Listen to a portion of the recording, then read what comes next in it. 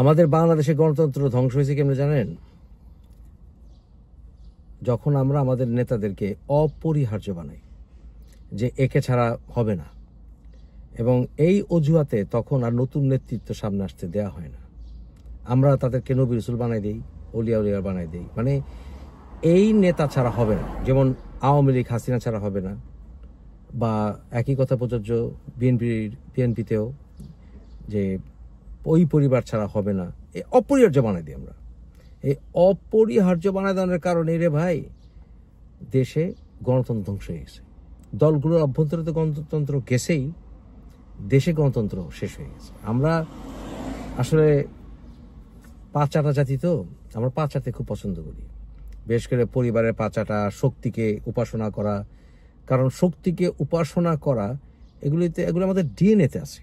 কারণ আমাদের প্রায় সবাই তো হিন্দু ধর্ম থেকে আসছে, এবং হিন্দু ধর্মে শক্তির উপাসনা খুব মূল্যবান, এবং এই শক্তির উপাসনা করে এই আমাদের সাধারণ মানুষ। কোন একটা মানুষ যদি পছন্দ হয়ে যায়, তার সমস্ত দোষ মাফ। যেমন কোনো কিছু নাই, চেহারা ভালো, নেতা বানাইতে হবে। কোনো কিছু নাই, ওর বাপ ছিল এটা, মা ছিল এটা, জামাই ছিল এটা, খালা ছিল এটা। এইভাবে আমরা নেতা চুজ করি, রাজনৈতিক লিডার আমরা চুজ করি, মানে একটা কারণ সৃষ্টি করি আমরা, যে কারণগুলো আসলে ভুয়া। যখন শেখ হাসিনার শাসন আমরা দেখলাম এই 16 বছরে কি না করছে আওয়ামী লীগের যারা শেখ হাসিনার চামচামি করছে, তারা বঙ্গবন্ধুর মানে আদর্শের কথা বলছে, কিন্তু 71-এর কোনো চেতনা তারা ধারণ আসলে করে নাই। ধরেন গণতন্ত্রকে হত্যা করা, নেতাই সব, এই নেতার পূজা করা। বিএনপির যে জিনিসটা আমি মূলত ভালোবাসি, জিয়া রহমানের আদর্শের যে জিনিসটা আমি ভালোবাসি, সেটা বিএনপি অনেকটা সরে গেছে। সেটা কি জানেন? ব্যক্তির চেয়ে দল বড়, দলের চেয়ে দেশ বড়। এই জিনিসটা থেকে বিএনপি অনেকটা সরে গেছে, বিএনপিও সরে গেছে। আওয়ামী লীগের ভিতরে আমরা দেখছি কি, শেখ হাসিনার গুণগান গায়, পার্লামেন্টে গান গায়, বঙ্গবন্ধুর নাম থাকবো একেবারে আপনার যতদিন পদ্মা মেঘনা যমুনা বহমান থাকবো, মমতাজ গান গেছে বেশি বেশি, দেখছিলাম আমরা। তারপরে প্রেস কনফারেন্সে দাঁড়ায় জয় মামুন, পীযূষ, তারপরে আপনার মুন্নি সাহা, আরো যেগুলো আছে, কি পা চাটছে শেখ হাসিনা, দেখছিলাম এগুলো। এই জন্য 35টা পরিবার আমাদের পা চাটছে। কারণ কি? নেতা পূজা। এখন ডক্টর ইউনূসের যে বয়স, ওনার তো আসলে দুদিন পরে আবার ওনার মেয়ে খুঁজে কিনা নেত্রী হওয়ার জন্য আল্লাহ জানে। কিন্তু এখন জামাত এই ডক্টর ইউনূসের পা চাটা শুরু করছে। বুঝাচ্ছে যে ডক্টর ইউনূস হইতেছে অপরিহার্য, ওনার কোনো রিপ্লেসমেন্ট নাই। কারণ দাঁড় করেছে, গতকাল দেখলাম যে জামাতের নায়েবে আমির, উনি এই ডক্টর ইউনূসের সামনে দাঁড়ায় প্রশংসা করে ফাটা ফেলেছে। যাক, আলহামদুলিল্লাহ, সালাউদ্দিন ভাই বিএনপির, উনি বলছেন যে আমরা আপনার সুনাম করতে আসিনি। কিন্তু বিএনপি নেতারা এবার খালেদা জিয়ার সামনে দাঁড়ায় কতটা দ্বিমত করার সাহস রাখে, সেটাও কিন্তু প্রশ্ন। আমার প্রিয় দল হয়েছে তো কি হয়েছে?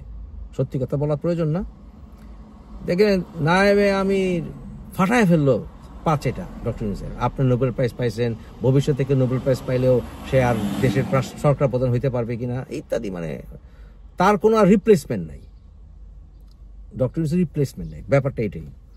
আপনার বিরোধিতা করার কারো, আপনার ডিকটেট করার কারো সাহস নাই, পাঁচ এইটা।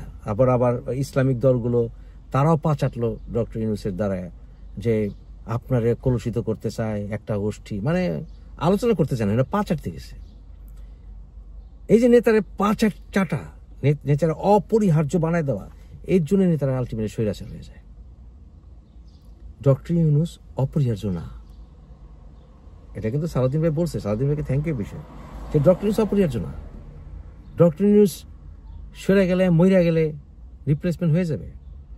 আল্লাহর দুনিয়া কারোর জন্য একটা সেকেন্ড থেমে থাকে না। সে যত বড় রথী মহারথী, কুইন এলিজাবেথ যেই হোক, কারোর জন্য দেশ থেমে থাকে না। জিয়া রহমান ছিল, মারা গেছেন, দেশ চলে নাই। এরশাদ চলে গেছে, দেশ চলে নাই। বঙ্গবন্ধু মারা গেছে, দেশ চলে নাই। সোহরাওয়ার্দী মারা গেছে, দেশ চলে নাই। মোহাম্মদ জিন্নাহ মারা গেছে, পাকিস্তান চলে নাই। চলবে। আব্রাহাম লিঙ্কন মরছে, দেশ চলছে। 3 নম্বর সূরার 144 নম্বর আয়াতে আল্লাহ কোরআনে পর্যন্ত বলছে যে নবী রাসূল মরে গেলে কি তোমরা ঈমান ছেড়ে দিবে নাকি? কারোর জন্য পৃথিবী আটকে থাকে না। তো অপরিহার্য কেন বানায়? কারণ অপরিহার্য ডক্টর ইউনূস এর জন্য বানাইতেছে যে ডক্টর ইউনূস থাকলে ওরা ইলেকশন পেছাইতে পারে, তাদের এটা চোজেন লিডার। কারণ সালাউদ্দিন ভাই বলছিল না যে আপনার নিউট্রালিটি নিয়ে প্রশ্ন ওঠা শুরু হয়েছে, কথা সত্যি তো। কারণ বর্তমান সরকার তো হইতেছে এনসিপি জামাত জোটের সরকার, এনসিপি জামাত ইসলামিক অ্যালায়েন্স খেলাফতের সরকার। এবং করোনা ইব্রাহিমের মতো মোল্লারা তো বলতেছে যে নবী যেভাবে চুজ করা হয়েছে তার এইভাবে চুজ করা হয়েছে, খেলাফত খলিফা যেভাবে চুজ করা হয়েছে, আবু বকর রাদিয়াল্লাহু তাআলা আনহু যেভাবে চুজ করা হয়েছে, ডক্টর ইউনূস সেই প্রসেসে চুজ করা হয়েছে। বুঝতেছে না? অলরেডি নবী রাসূল বানাই দিতেছে এই সকল মোল্লা মৌলবীরা। তাই একইভাবে যেমন আওয়ামী লীগ বিএনপি তাদের টপ লিডারদের কোনো দোষ খুঁজে পায় না, অপরিহার্য, এরা একই কাজ শুরু করছে। এনসিপিও যদি আপনার ক্ষমতা রেখে দেন 5 বছর, দেখবেন ডক্টর ইউনূস, এরপর ডক্টর ইউনূসের পরিবার বউ গেলে খুঁজে বের করবো। ডক্টর ইউনূসের মেয়ে এত সুন্দর গান গায়, বেরিয়ে যাবো। ডক্টর ইউনূস নোবেল প্রাইজ গ্রামীণ ব্যাংকে পাইছে, এটার সাথে আমাদের ডেমোক্রেসির কি সম্পর্ক? আর উনি ডেমোক্রেসি তো ধরেন উনি গণতন্ত্র সংগ্রাম করে নোবেল প্রাইজ পাইছেন, তাতেও কি এই জন্য কি উনি অপরিহার্য? No, everybody is replaceable. যখন নেতা মনে করবে যে আমি অপরিহার্য এবং তাকে সেজদা হবে যে আপনি ছাড়া আমাদের উপায় নাই, নেতা স্বৈরাচার হবেই। ডক্টর ইউনূসের ভিতরে সেই দাম্ভিকতা আসবেই, ওনার যা মুখে আসে তা উনি বলা শুরু করবেন। ইট ইজ নট অ্যাকসেপ্টেবল, এটা মেনে নেওয়া হবে না। আপনার নেতাকে অপরিহার্য বানায়েন না, কোন নেতা অপরিহার্য নয়। বুঝছেন আপনারা? যদি সামান্যতম সেলফ ডিগনিটি থেকে থাকে। এই যে সালাউদ্দিন ভাই, উনি মামলা করছেন শেখ হাসিনা এবং তার গংদের বিরুদ্ধে। উনি ওই ওনাকে যে গুম করা হয়েছিল এই বিষয়ে উনি মামলা করছেন এবং ওনাকে মামলা করতে পুশ করা হয়েছে এবং উনি এটা হেজিটেট করতেছিলেন। কেন? মেইন কারণ হচ্ছে উনি হেজিটেট করছিলেন এই জন্যই যে উনি মামলা করা বিএনপির একজন অন্যতম নেতা হয়ে, যে কিনা ভবিষ্যতে আরো উপরের লেভেলের নেতা হওয়ার সম্ভাবনা আছে, উনি এই জন্যই মামলা করতে চান না যে উনি মামলা করা মানে হচ্ছে এটা বিএনপি বনাম আওয়ামী লীগ হিসেবে দেখা হবে বা বিএনপি বনাম শেখ হাসিনা হিসেবে দেখা হবে। এবং সেইটা হওয়া মানে বিএনপি আওয়ামী লীগ দুটো স্বাধীনতার পক্ষে শক্তি, তাদের ভিতরে যতই বই দিতে থাকুক বা আমরা যারা বিএনপি সমর্থন করি বা আমরা যারা আওয়ামী লীগ সমর্থন করি, একে অপরকে যতই সমালোচনা করি না কেন, এই মৌলিক বিষয়তে তারা কিন্তু এক। সেটা হচ্ছে 1971 চেতনা। তাই আওয়ামী লীগকে ঠেকানো এবং এই জোট যাতে না হয় কোনো মতে, এবং জোট হলে তাদের অবস্থা 12টা বাজবে, এইটাকে শক্ত করার জন্যই সালাউদ্দিন ভাইকে পুশ করা হয়েছে যাতে আওয়ামী লীগের বিরুদ্ধে মামলাটা দেওয়া হয়, মানে আওয়ামী লীগের নেতাদের বিরুদ্ধে মামলাটা দেওয়া হয়। তারা এইটাই চেয়েছে, কিন্তু তারা যেটা ভুলে গেছে সেটা হচ্ছে রাজনীতিতে পার্মানেন্ট বন্ধু বা শত্রু বলতে কিছু নাই। তবে শেখ হাসিনা বাংলাদেশের রাজনীতিতে কোনো মতেই আর পুনর্বাসিত হবেন না, হওয়ার কোনো চান্স নাই। কিন্তু এর অর্থ না যে তৃণমূল আওয়ামী লীগ জাগবে না। আমি আপনাদের বলেছি সেপ্টেম্বর নাগাদই অনেক রায় চলে আসবে এবং অ্যাপিল ট্যাপিলও ডিসেম্বর নাগাদ শেষ হয়ে যাবে, সেদিকেই এগুচ্ছে আর কি বিষয়টা।